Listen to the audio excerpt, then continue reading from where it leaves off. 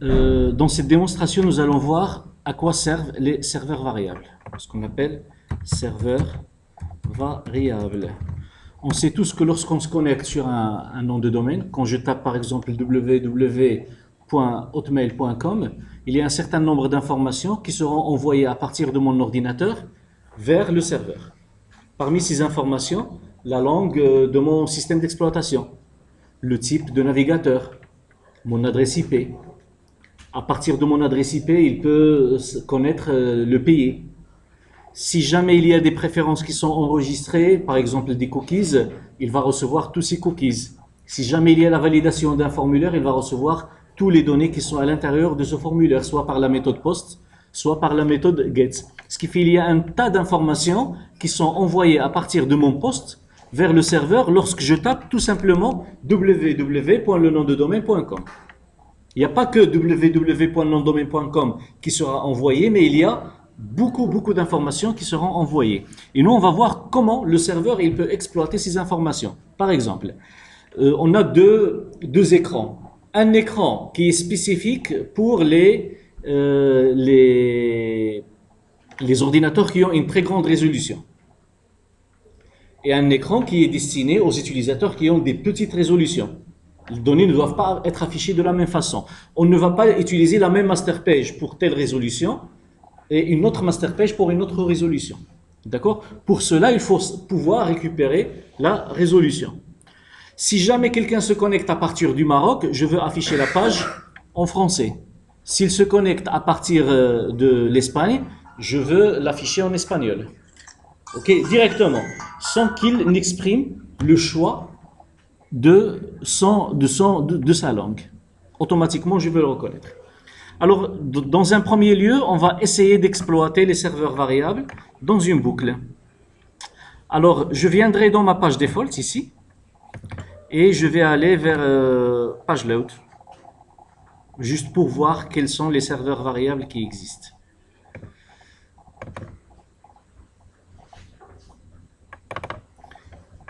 Donc, je vais aller vers l'événement page load et je vais dire for each string c in requests.server variable response.write c plus, je vais faire une flèche, plus requests.server variable c plus pr.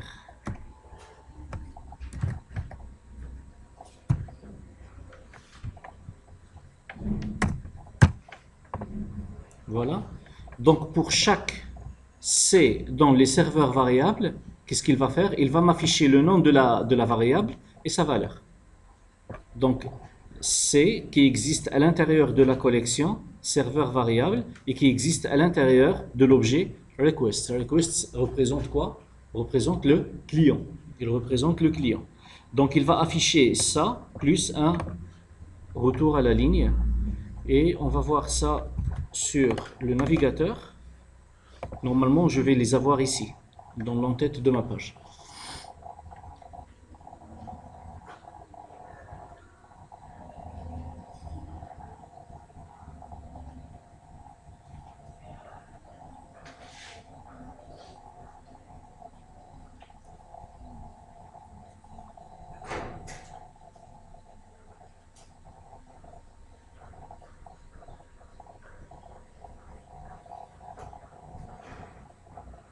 Donc voilà, on remarque ici que all HTTP contient cette valeur.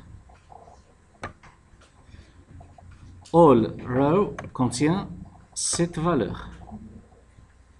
APPLMD-patch contient cette valeur. Et là, on remarque qu'il m'a donné le chemin dans lequel mon site web est enregistré sur le serveur. Il est sur C, deux points, et ainsi de suite. Mon adresse IP, il est là. La méthode qu'on a utilisée, c'est get.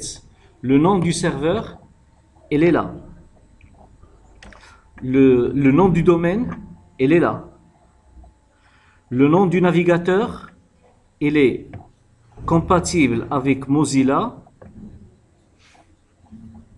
avec Chrome et avec Safari. Pour lui, c'est pareil. C'est version de navigateur. Donc le nom de la page, c'est default et il se trouve dans ce répertoire. Donc toutes ces informations, ils ont été reçues par le serveur et il peut prendre des décisions en analysant ces informations. D'accord? Par exemple, il souhaite enregistrer l'adresse IP à partir de laquelle l'utilisateur s'est connecté. La plupart des sites web, ils font ça. Ils enregistrent dans un fichier log les adresses IP des personnes. Le nom de la machine avec le nom d'utilisateur. Donc ça, c'est l'utilisateur qui s'est connecté sur cette machine avec son nom. Le nom du navigateur, la résolution, toutes ces informations. Ici, le langage, vous voyez, c'est FR. Et il peut les analyser. Comment récupérer maintenant une seule information? Par exemple, je m'intéresse à l'adresse IP. Je ne veux afficher que l'adresse IP. Je prends cette variable-là et je ne vais afficher que cette variable maintenant. Comment je vais faire? Alors, tout ce code maintenant ne m'intéresse pas. Je le mets en commentaire et je vais lui demander de m'afficher que mon adresse IP. L'adresse IP à partir de laquelle la personne s'est connectée.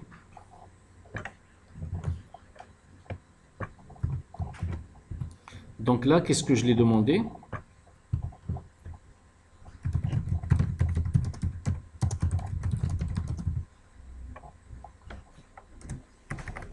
L'adresse IP cliente est request.serveur variable remote ADDR. Donc on sait que la variable serveur qui s'appelle remote ADDR, d'après l'exemple qu'on a vu tout à l'heure, c'est elle qui représente l'adresse IP de la machine cliente. Donc je vais l'afficher. Je vais afficher aussi le navigateur. Mais je vais le laisser en mémoire. Donc maintenant, dans un premier temps, qu'est-ce que je vais afficher avec cette ligne? Je vais afficher que l'adresse IP du client. On va la voir.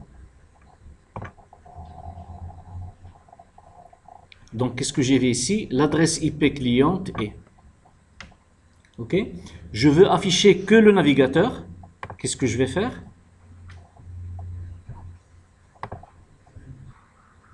Je vais mettre ici la variable qui désigne le agent de l'utilisateur, ce qu'on appelle le navigateur aussi. Donc là, il va me donner la compatibilité des navigateurs. OK? Dans cette vidéo, nous allons voir comment créer les contrôles utilisateurs. La création des contrôles.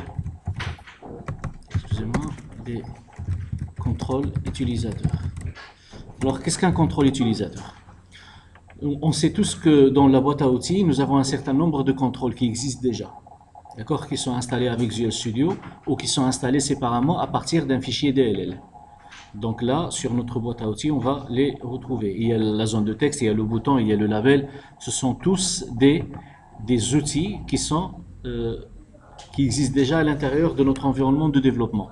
Nous, maintenant, par exemple, on va créer un contrôle utilisateur dans lequel on va avoir une zone de texte, un bouton et une liste. D'accord? Quand je vais saisir quelque chose dans la zone de texte, je vais cliquer sur le bouton et il sera ajouté dans la liste. Donc, cet ensemble d'objets vont construire ensemble un nouveau contrôle que je vais pouvoir utiliser dans plusieurs endroits. Okay? Donc, pour pouvoir faire ça, donc, sur le projet, je vais ajouter un contrôle utilisateur ici. Ajouter un contrôle utilisateur. Et je vais lui donner un nom.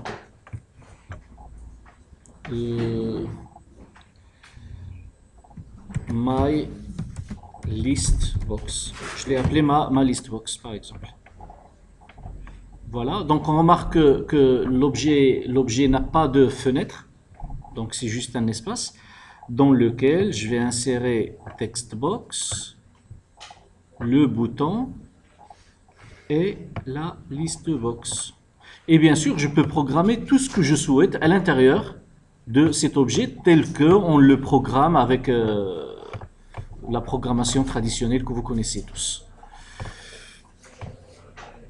Très bien. Alors, mon bouton, je vais écrire dessus « Ajouter ». Et quand je clique dessus, on fait listbox 1.items.add textbox 1.text. Donc là, qu'est-ce que j'ai fait? En cliquant sur le bouton A, en cliquant sur le bouton, j'ai ajouté le contenu de cette zone de texte ici. Très bien. Alors, bien sûr, je ne peux pas utiliser maintenant mon contrôle. Je dois faire une compilation, je dois exécuter le programme. Il sera compilé, le contrôle sera compilé et normalement, je dois le voir ici. Je dois le voir ici en haut. Pour que je puisse le voir, je dois faire référence à mon projet. Donc là, sur les références, je vais ajouter une référence du projet lui-même. Donc, il ne fallait pas que je clique sur comme. Je vais ajouter le projet lui-même. Lui-même, le même projet. Donc, parcourir, bin, debug, et je vais ajouter mon projet. Bien sûr, ce projet, je peux ajouter à tous les projets dans lesquels je veux exploiter mon objet, contrôle utilisateur. Je réexécute et je reviens. Pas d'erreur. Normalement, je devais voir ici mon projet.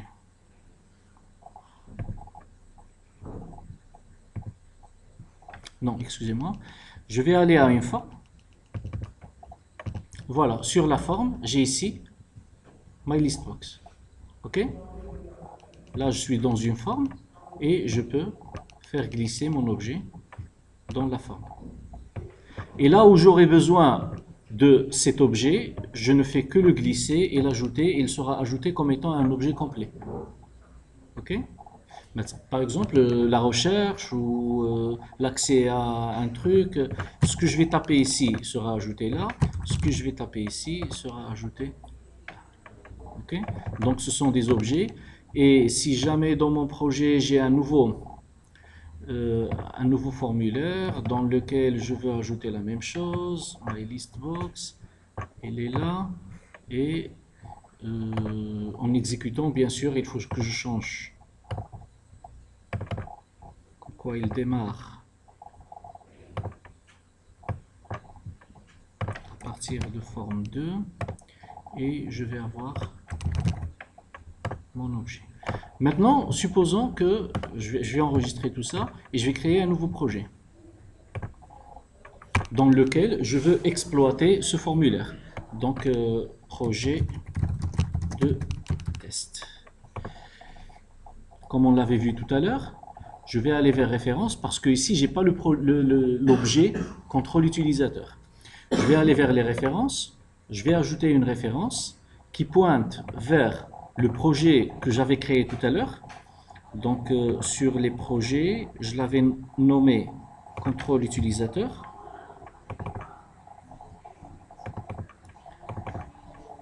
Et je vais faire référence à son exécutable. Voilà. Je compile et je reviens.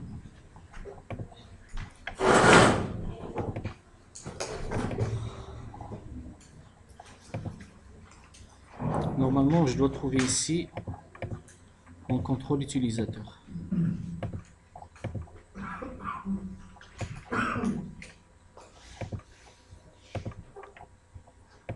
Bon, je ne l'ai pas trouvé. comment je vais faire maintenant? Je vais choisir les éléments, ici. On va travailler de cette façon puisqu'il n'a pas été ajouté automatiquement.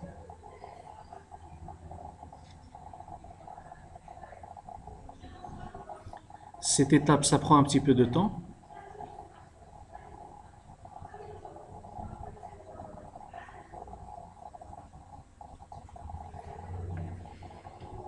Donc là, je vais ajouter à ma boîte à outils ce projet-là. Et comme ça, je vais l'avoir toujours dans tous les projets. Je n'aurai pas besoin de faire toujours, à chaque projet, je vais faire référence. On va voir ce que ça va donner.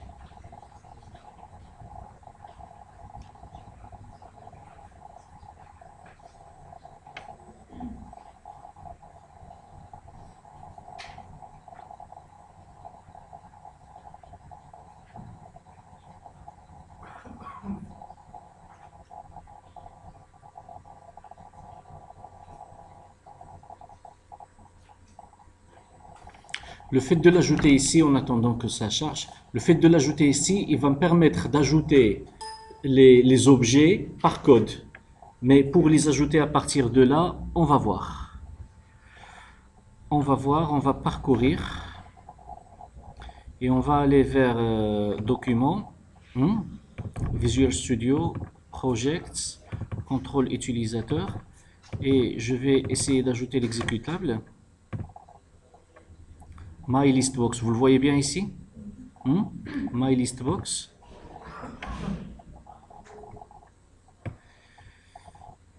Elle est là et je peux l'utiliser. Ok? Donc ce que je disais tout à l'heure, le fait de le déclarer ici, ça veut dire que je peux l'utiliser par code. Je peux venir dans le code, je vais enlever ça. Je peux venir dans le code et faire using, excusez-moi, using control, using control utilisateur, et là je vais faire MyListBox lb égale new MyListBox et lb.show, on va voir. Donc non, this.controls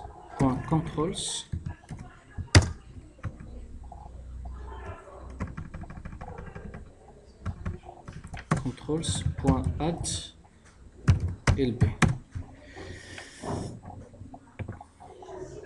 Voilà.